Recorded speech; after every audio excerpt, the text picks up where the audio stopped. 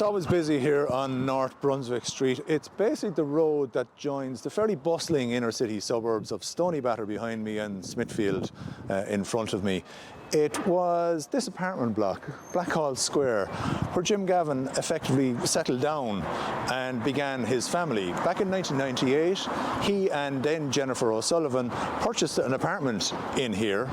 They got married in 2000. At the time, he was an Air Corps pilot, she was an Aer Lingus cabin crew, and they lived here for the next few years until they were about to start a family and they moved on to another house in the city.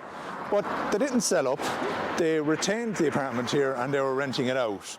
Now this address has popped up again for Jim Gavin as he runs for the presidency. A former tenant says he was in a dispute with Jim Gavin. He was renting the property. When he moved out, a clerical error by the bank meant that rent continued to be deducted from a bank account of his.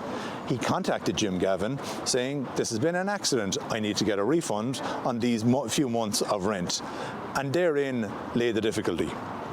The former tenant says he made numerous efforts to get a refund of the €3,400 inadvertently paid in rent to Gavin.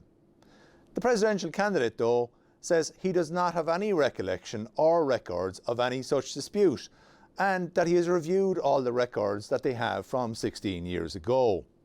Gavin says he had difficulty during the financial crash and the repayments on the apartment were maintained but were unsustainable. He says the apartment was ultimately handed back to the bank and an additional amount was added to his current mortgage. There was absolutely no special treatment, he says. And you can read more about the presidential election in the Irish Independent.